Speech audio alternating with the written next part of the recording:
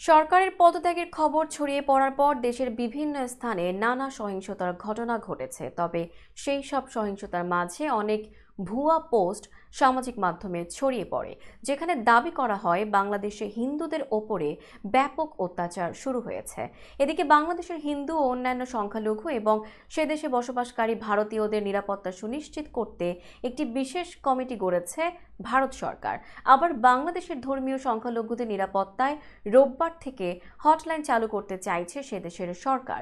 তবে বাংলাদেশের হিন্দুদের ওপরে ব্যাপক অত্যাচার হচ্ছে বলে যেসব ভুয়া পোস্ট সামাজিক মাধ্যমে ছড়িয়ে পড়েছিল, তার বেশিরভাগই ভারতীয় বিভিন্ন অ্যাকাউন্ট থেকে পোস্ট করা হয়েছিল বলে ফ্যাক্ট চেকাররা নিশ্চিত করেছেন।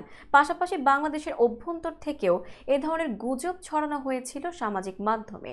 তারা এটাও বলছেন যে নিশ্চিতভাবেই বাংলাদেশের হিন্দুদের ওপরে কিছু আক্রমণ হয়েছে, বাড়িঘরও জ্বালানো হয়েছে, কিন্তু তথ্য যাচাই করতে গিয়ে দেখা গেছে মুসলমানদের বাড়িঘরও ভাঙচুর করা হয়েছে, জ্বালানো হয়েছে।